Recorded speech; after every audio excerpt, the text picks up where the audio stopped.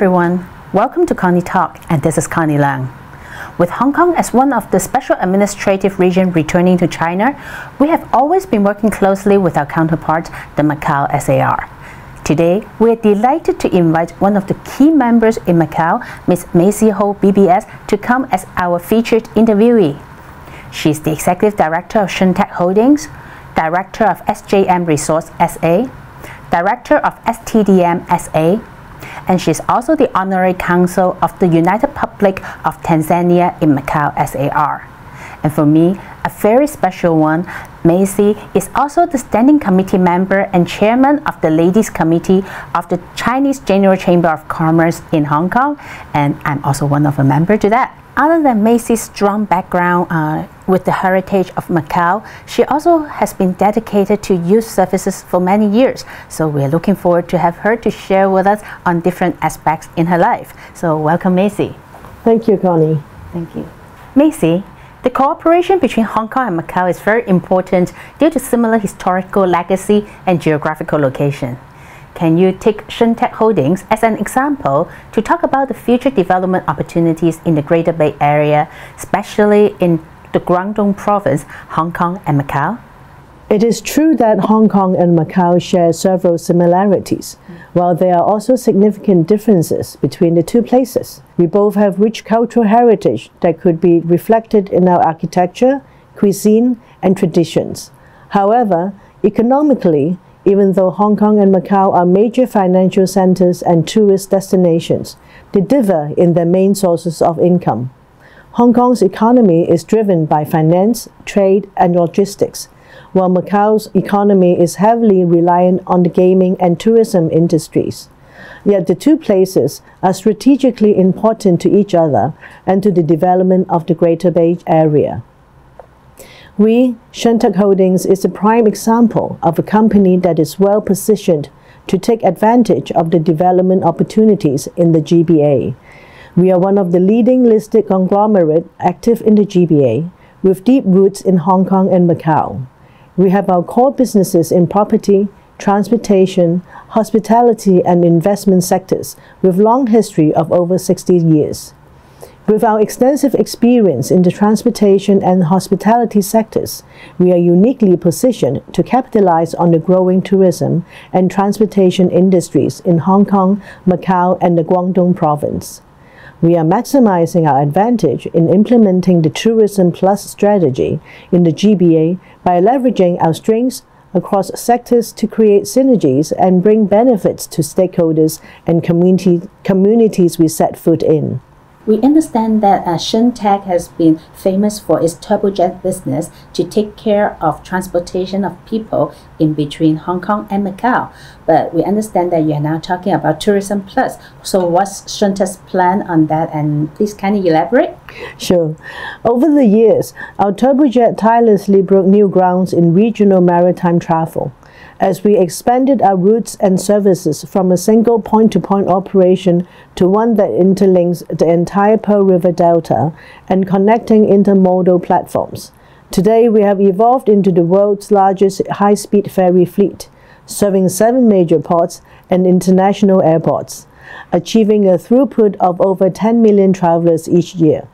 Our joint venture partners, and we also operate the Golden Bus shuttle bus service and cross-boundary coach service between Hong Kong and Macau across the Hong Kong-Zhuhai-Macau Bridge and other borders.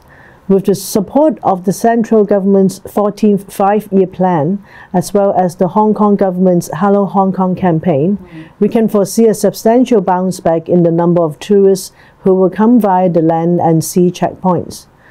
Shun Holdings will continue to play a role in strengthening Hong Kong's unique positioning as international financial hub and transportation center. Our company also has a long and successful track record in Macau. Our group was a pioneer in introducing top-tier hotel services to Macau since the 1980s. We definitely have a solid foothold in Macau's hospitality landscape. In 2013, we founded our own Artisan Hospitality Group Limited as our hospitality arm, currently managing and developing properties in many places including Macau, Beijing, Shanghai, Chongqing, Hangqin, etc., and also a growing luxury hotel in the heart of Singapore. In terms of investment, we are the major shareholder of one of the largest tourism and entertainment enterprise in Macau, the STDM, and we have been a long investor in Macau, partnering with the Macau government over the past 6 decades, creating and hammering a solid foundation for Macau's economic and social development. Today, the development of Hangqin is crucial to the future of Macau. In light of this, we invested and developed the Hangqin Integrated Development Project in advance of the central government's promulgation of the overall plan for building Guangdong-Macau in-depth cooperation zone in Hangqin in September 2021. We are integrating our business strategy in the country's national development blueprint in the GBA. One of its major goals is to assist Macau in developing a moderately diversified economy, with major efforts on expanding cultural, tourism, exhibition, and trade industries. Our Hangqin project comprises of a hotel, an office building, a shopping mall, as well as residential units. It is located next to the 24-hour cross-border facility Hangqin Port and enjoys outstanding nodal convenience at the intersection of the Guangzhou-Zhuhai Intercity Railway and the future Macau Light Rapid Transit Station, while being in close proximity to the intercity coach terminus and the port's vehicle drop-off area. I can say that our Hangqin project is at the perfect timing to capture the growth potential in the GBA area.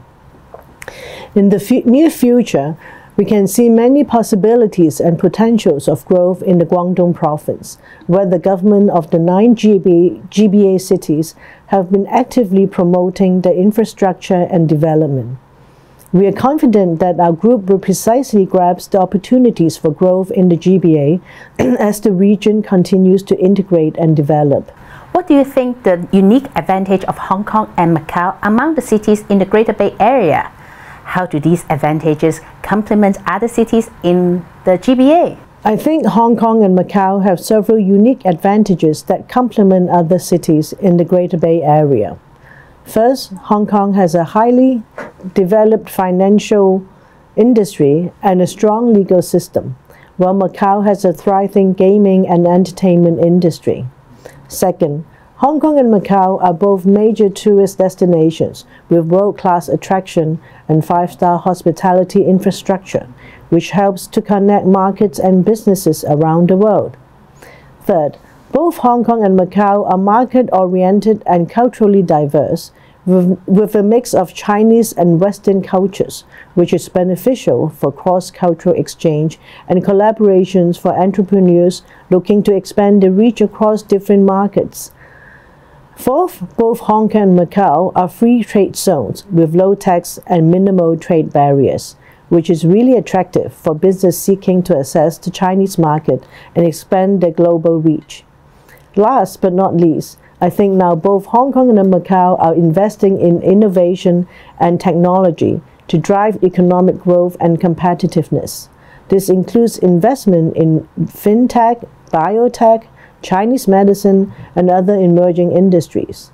With the central government's 14th five-year plan, Hong Kong is supported by the country to develop the 4 new key centers: the International Innovation and Technology Center, East meets West Center for International Cultural Exchange, International Aviation Hub, and the Regional Intellectual Property Trading Center. And Macau is determined to diversify its economy by developing the 1+4 areas, which is the world-class tourism and leisure center, plus the health, modern finance, high technology, convention, culture, and sport. These mentioned unique advantages could actually complement well with the strengths of other cities in the GBA and can certainly create synergies. For example, Shenzhen is good in commercializing or transferring technologies and scientific findings, while Guangzhou is a major transportation hub and center for logistics and trade. Hong Kong, which is famous for its world-class universities, stock exchange, and other platforms, can cooperate with Shenzhen on the science and technology transfer, and to work with Guangzhou as a major hub for intermediate trade and export. Another example is for Zhuhai, which is now implementing the Tourism Plus concept in its infrastructure. Macau should therefore seize the opportunity to work with them closely, especially in the development of Hangqin, to attract visitors from around the world. Both Hong Kong and Macau can foster the GBA development by working together with the 9 cities in sharing and transferring talents. By working together and leveraging their respective strengths, we can create a more integrated and dynamic region with greater opportunities for businesses, entrepreneurs, and workers alike. And this could facilitate the flow of talents and capital and create a more efficient and sustainable regional economy. By building stronger connections and promoting collaboration across different cities, across industries and sectors, I trust that GBA will become a leading global economic powerhouse in the very near future. Wow, actually this is very exciting in the sense that not only creating opportunities for local people within Hong Kong and Macau right now, but it can also bring opportunities to overseas people who wants to work in the region and also develop their own career and also their businesses. Don't you think so? Definitely. I think the GBA is a very exciting and energetic place. As one of the world's busiest port city, the COVID-19 pandemic has made serious impact to Hong Kong. As an entrepreneur, can you tell us how the pandemic has affected Hong Kong and Macau, businesses and the economy as a whole? And in what area are the economies of Hong Kong and Macau improving today upon the slowdown of the pandemic and the relief and releases of the travel restriction and COVID measures in Hong Kong, Macau, and the mainland? For sure, the COVID-19 pandemic has a significant impact on businesses and the economy in Hong Kong and Macau. It affected almost all industries worldwide. As we know, Hong Kong and Macau are both major tourist destinations for visitors from all over the world. However, due to the pandemic, traveling was restricted, and this has led to a sharp decline in the air travel demand, thus a decline in the number of visitors to Hong Kong and Macau, resulting in a major hit to the tourism industry and its related businesses, such as hotels and restaurants. In fact, the whole value chain within or across the international borders are highly affected. In Macau, the gaming industry was also tremendously hurt. Obviously, our own businesses on ferry, hotels, and entertainment industries were all hard hit. The pandemic also has dragged down the retail industry, as many businesses were forced to close or operate at reduced capacity due to social distancing measures. However, we are starting to see signs of recovery as the pandemic situation improves and with travel restrictions lifted. In particular, there has been a surge in domestic tourism in both Hong Kong and Macau, which led to an increase in demand for local hotels, restaurants, and other tourist-related businesses. On the other hand, the COVID-19 pandemic has accelerated the growth of e-commerce, as consumers increasingly turn to online shopping to keep social distancing. This increased the demand for logistics and delivery services in food, daily necessities, and almost everything. For example, our company owns an ice cream brand that has its first shop just opened right before COVID that was seriously affected. Therefore, we have responded quickly by switching our focus on e-commerce and explored other wholesaling means. We have also adopted new packaging for the convenience of buying online and to cater for delivery of the products. In addition, I think the pandemic has also led to a widespread adoption of working remotely, which has allowed businesses to continue operating despite social distancing. This has actually created opportunities for businesses to expand the talent pool beyond the local area, as remote work can be done from anywhere with an internet connection. I'm sure this new normal has actually helped to strengthen the connection of Hong Kong, Macau, and the mainland. If we could grasp the opportunities brought by those emerging industries, we could continue to drive economic growth and build resilience not only in Hong Kong and Macau, but among cities in the GBA and the mainland.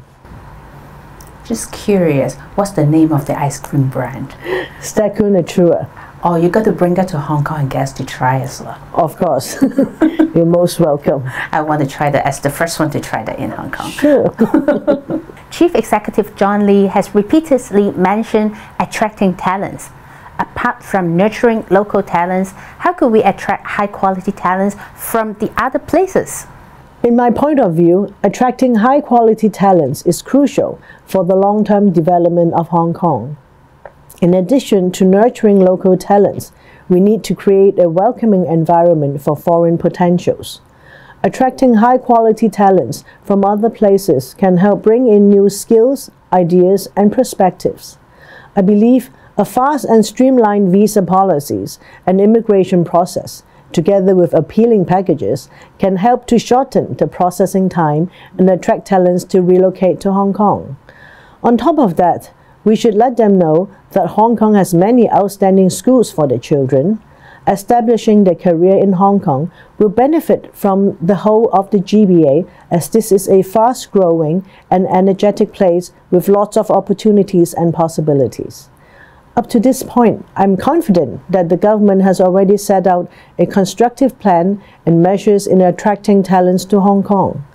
The government has actually responded quickly by setting up the Office for Attracting Strategic Enterprises, OASES, to attract enterprises from industries of strategic importance, such as the life and health technology, artificial intelligence and data science, fintech, advanced manufacturing, and new energy. They have established the Talent Service Unit to recruit talents and provide support, set up the dedicated teams for attracting businesses and talent into 17th mainland offices and overseas economic and trade offices. They have also launched the Top Talent Pass scheme to attract talents of high salary and graduates of the world's top 100 universities to pursue careers in Hong Kong. In my opinion, mainland China is also a high major source of external talents, as well as Hong Kong people who are now working or studying abroad. For instance, the Hospital Authority CE Dr. Tony Ko was in the UK recently to appeal to medical students and doctors from Hong Kong. 200 people joined the briefing session, and some immediately say Hong Kong is attractive because the salary is higher while the income tax is lower. Urban development should not only focus on the present, but also need to plan for the future. Educating our next generation is one of the best manifestations of the future planning. You have been committed in nurturing all-round development of our next generation for the past 20 years. Can you share with us your experience and how to nurture the talents through education?